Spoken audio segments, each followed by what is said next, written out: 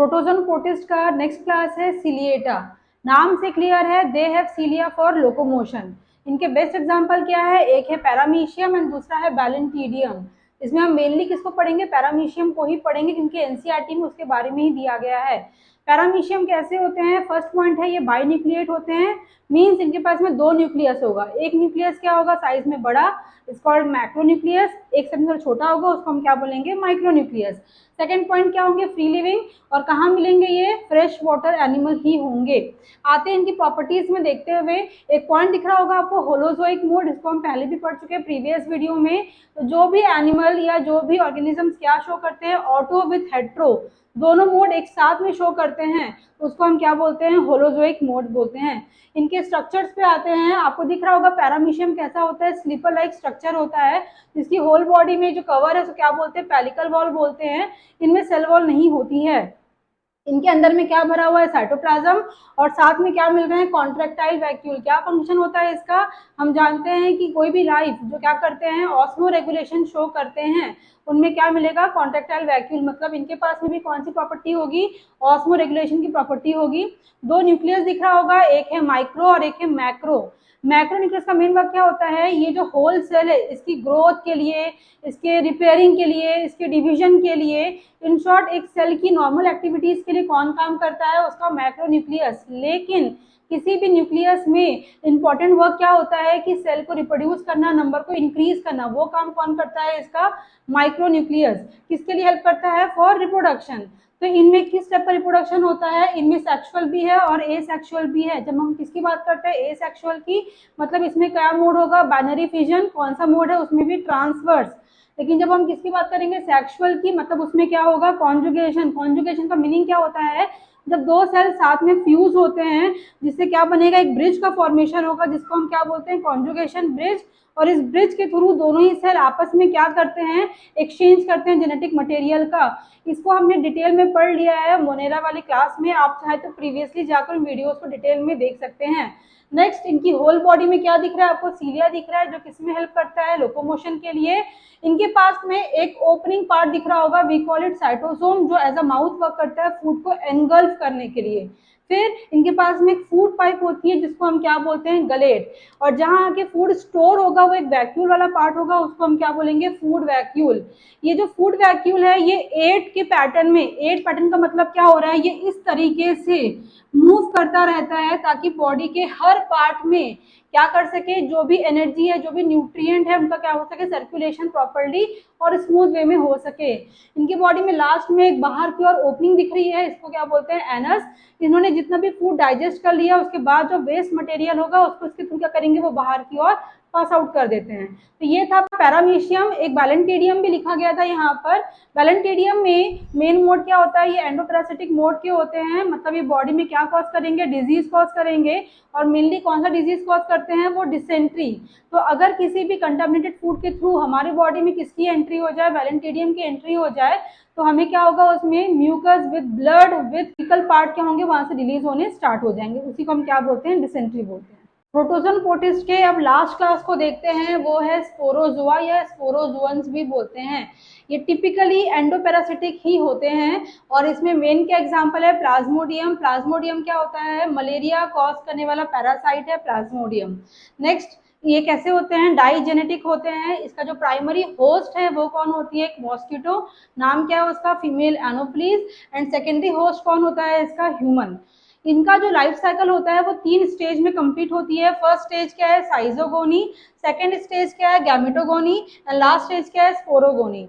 तीनों में हो क्या रहा है? जब हम बात करते हैं साइजोगोनी, मतलब यहाँ पर मल्टीपल फ्यूजन्स होंगे। जो एक सिंगल न्यूक्लियाई होगा वो मल्टीपल नंबर में इंक्रीज होगा, तो उसको हम क्या बोलेंगे? साइजोगोनी।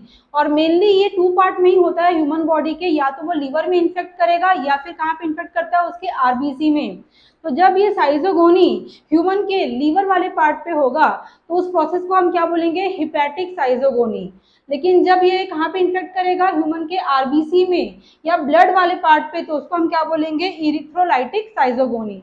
बार बार मैं एक वर्ड यूज कर रही हूँ ह्यूमन में, मतलब ये पूरा फर्स्ट स्टेज जो है वो किसके अंडर में होता है? ह्यूमन के अंडर में ही होता है, ह्यूमन की बॉडी में ही होगा। सेकंड आते हैं किसमें, गैमोगोनी में। गैमो मीन्स क्या हो रहा है, यहाँ पे गैमेट का फॉर्मेशन स्टार्ट हो जाएगा, तो गैमेट बनेंगे, उनका फ्यूजन होगा, क्या बन के आएगा, जाइगोट का फॉर्मेशन होगा। वो पूरा किसमें आता है, सेकंड स्टेज में। ये फेज जो होती है ये स्टार्ट कहाँ से होती है, ह्यूमन बॉडी से, और उसकी एंडिंग कहाँ पे होती है, एनोफ्लीज वाले मॉस्किटो में। मतलब यहाँ पर किसका ये इंटरमीडिएट स्टेज होगा, जहाँ पे कुछ पार्ट कहाँ पे कंप्लीट होगा, ह्यूमन बॉडी में, और सेकेंडरी पार्ट कहाँ कंप्लीट होगा, इसमें मॉस्किटो की बॉडी में। लास्ट आते हैं इसमें स्पोरोगोनी, जहाँ पे स्पोर फॉर्मेशन स्टार्ट हो जाएंगे, वो किसमें आएगा, स्पोरोगोनी में। ये टिपिकल किसकी बॉडी में होता है, केवल मॉस्किटो की बॉडी में ही होता है। नेक्स्ट बात करें यहाँ पर, जैसे हम मलेरिया की बात करें तो मलेरिया में जो सिम्टम्स होते हैं उसकी भी कुछ स्टेज होती हैं। जैसे फर्स्ट पार्ट क्या है, उसको ठंडी लगनी स्टार्ट हो गई है, उसको बहुत चिल हो रहा है, या बोल सकते हैं शिवरिंग होनी स्टार्ट हो जाती है बॉडी में, तो उसको हम क्या बोलते हैं, कोल्ड स्टेज को फर्स्ट स्टेज। सेकंड जहाँ पे फीवर आना स्टार्ट हो गया, एक्सट्रीम फीवर होती है वहां पे, तो उसको हम क्या बोलते हैं, सेकेंडरी स्टेज। और जहां पर बहुत ज्यादा हाई फीवर होगी, तुरंत फीवर जो है डाउन होता है और बहुत ज्यादा स्वेटिंग होनी स्टार्ट हो जाती है, तो उसको हम क्या बोलते हैं, आपका थर्ड स्टेज। मलेरिया का सबसे मेन सिम्टम यही होता है कि किसी पर्सन को अगर बहुत ज्यादा कपकपी हो रही है और साथ साथ फीवर बहुत ज्यादा हाई हो रहा है और सडन डाउन भी हो रहा है, तो ये एक सिस्टमैटिक सबका सिम्टम है किसका, मलेरिया का। नेक्स्ट में बात करें इन्फेक्टिव स्टेज को भी हम पढ़ेंगे लाइफ साइकिल में, क्या स्टेज होता है, ये स्पोरोजोइड्स। ये बहुत बार एग्जाम में आता है कि प्लाज्मोडियम का कौन सा स्टेज है जो इन्फेक्टिव है, जो ह्यूमन की बॉडी में एंटर करता है, किस फॉर्म में एंटर करेगा, उस फॉर्म का नाम क्या है, उस स्टेज का नाम क्या है, वो है स्पोरोजोइड्स। ये मैंने कुछ यहाँ पे प्लाज्मोडियम के स्पीशीज लिख दिए हैं कि वो कौन सा डिजीज कॉज करता है। कई बार इस वाले पोर्शन से स्ट्रेट क्वेश्चंस आए हैं, तो इसको आप ध्यान से देख लेंगे यहाँ पर। अब बात करते हैं इसके ट्रीटमेंट के बारे में। ये भी बहुत बार एग्जाम में आया है कि प्लाज्मोडियम या फिर मलेरिया का बेस्ट ट्रीटमेंट के लिए क्या यूज किया जाता है, कौन सा मेडिसिन है, वो कौन है, क्विनाइन। और ये कहाँ से मिलता है, एक प्लांट है उसका नाम है सिंकोना, उसके बार को जूस को एक्सट्रैक्ट करके वहां से क्या बनाए जाते हैं, मेडिसिन बनाए जाते हैं। तो क्विनाइन के बहुत डिफरेंट डिफरेंट फॉर्म जो है वो मार्केट में अवेलेबल है, वो हमने यहाँ पे लिख दिया है।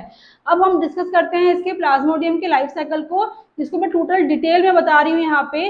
जब हम चैप्टर पढ़ेंगे ह्यूमन हेल्थ एंड डिजीज, वहां पर भी आपका मलेरिया आने वाला है, तो मैं उसको यहाँ पे रिगार्ड्स में रख के डिटेल में पढ़ा दे रही हूँ, ताकि आपको वहाँ पे बेनिफिट हो जाए और आपको यहाँ पे भी वो समझ में आ जाए।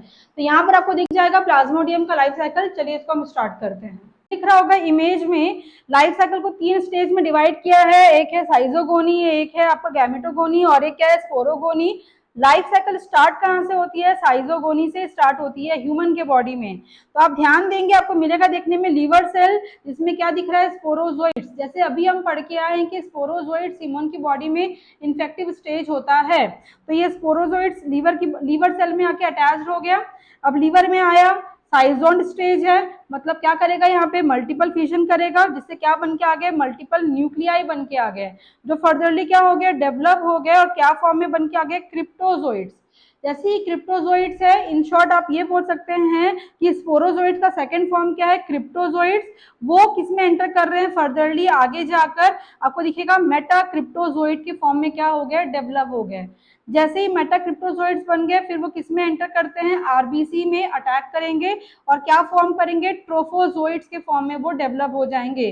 फर्दरली वहां से वो आगे की ओर बढ़ेंगे, और क्या बन के आ गया है, देखेंगे आपको मीरोजोइड्स का फॉर्म बन गया है, और सेंटर में क्या दिख रहा होगा, हीमोजीन। और हीमोजीन क्या होता है, ये फीवर कॉजिंग सब्सटेंस होते हैं, जिसकी वजह से आरबीसी दिख रहा होगा क्या हो गया, रप्चर्ड होने स्टार्ट हो गए। और मीरोजोइड जो थे यहाँ पर जाके क्या फॉर्म करेंगे, अब नेक्स्ट स्टेज में एंटर करने वाले हैं, वो कौन है, गैमेटोगोनी, मतलब गैमेट का फॉर्मेशन यहाँ पे स्टार्ट होगा। दो आपको दिख रहे होंगे आरबीसी में, दो न्यूक्लियस बनने स्टार्ट हो गए, एक है मैक्रो और एक है माइक्रो। ये मैक्रो और माइक्रो गैमेट साथ में फ्यूज होंगे, तो क्या होगा, फर्टिलाइजेशन, जिससे क्या बन के आया, जाइगोट। ये जितना आपको दिख रहा है मैक्रो गैमेट, माइक्रो गैमेट और जाइगोट तक, मतलब गैमेटोगोनी, ये पूरा किसके अंदर में हुआ था, ह्यूमन की बॉडी से स्टार्ट हुआ, और एनोफिलिस की बॉडी में अभी ये कंप्लीट हुआ है। फर्दरली स्टार्ट होगा अब स्पोरोगोनी।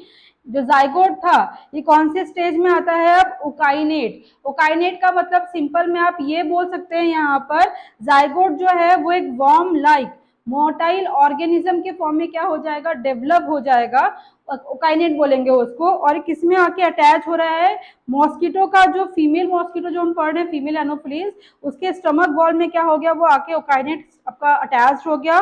फर्दरली इसमें भी क्या होंगे, मल्टीपल फ्यूजन्स होंगे, जिससे क्या बन के आएंगे, oocytes। oocyte डेवलप किसमें होंगे, मैच्योर oocyte में। एंड फर्दरली लास्ट में क्या होगा, इनका जो सिस्ट वॉल है वो ब्रेक हो जाएंगे और फिर से ये oocyte जो मैच्योर हो गए थे सिंपली फॉर्म में फिर से क्या बन जाएंगे, स्पोरोजोइड्स।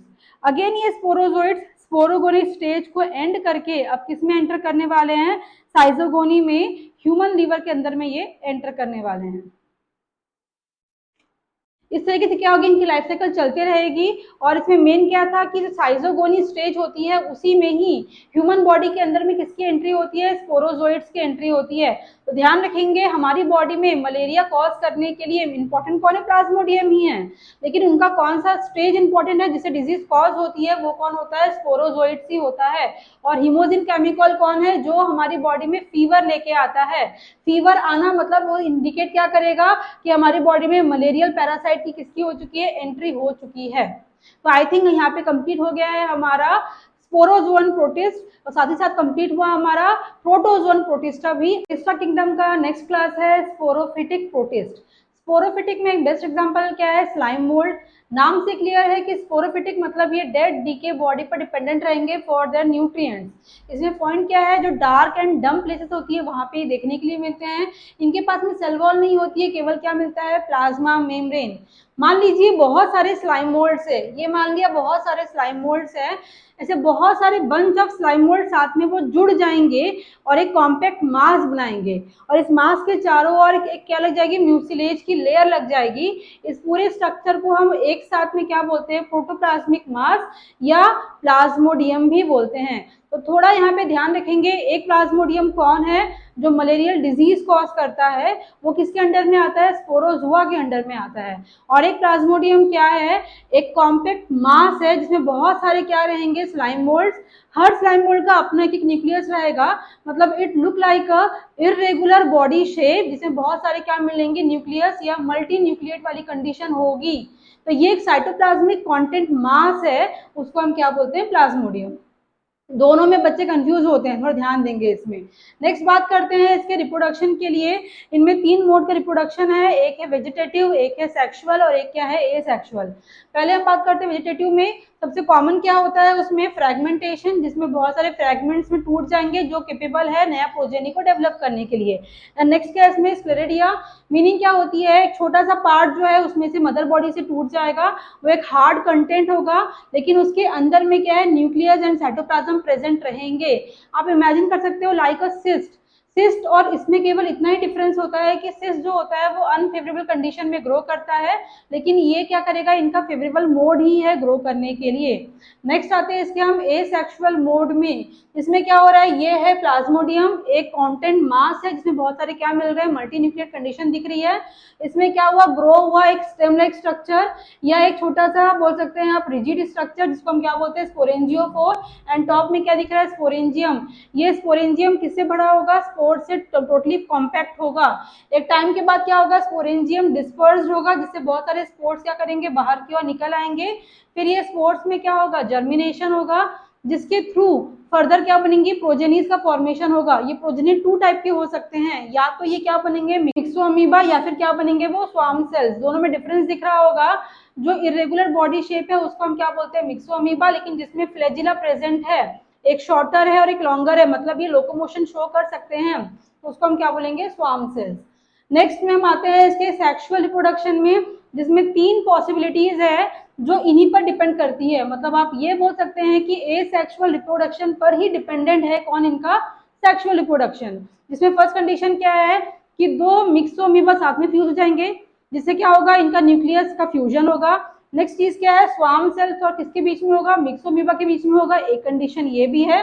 एंड लास्ट क्या है, 2 स्वार्म सेल्स भी साथ में फ्यूज हो सकते हैं। अब इन तीनों में से कोई भी कंडीशन या कोई भी पॉसिबिलिटी हो जाए, रिजल्ट यही आएगा कि फाइनली क्या होगा, बहुत सारे न्यूक्लियस साथ में जुड़ जाएंगे, एक इरेगुलर कंटेंट क्या बनेगा, प्रोटोप्लाज्मिक मास का फॉर्मेशन होगा, जिसको हम क्या बोलेंगे, प्लाज्मोडियम बोलेंगे। तो तो यहाँ पर आके हमारा प्रोटिस्टा किंगडम जो है वो कंप्लीट होता है।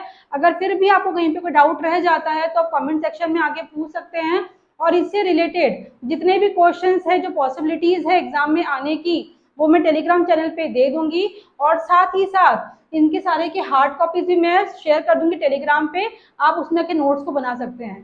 तब तक बने रहिए हमारे साथ में, बहुत जल्द मिलते हैं नेक्स्ट चैप्टर के साथ में। Thank you so much.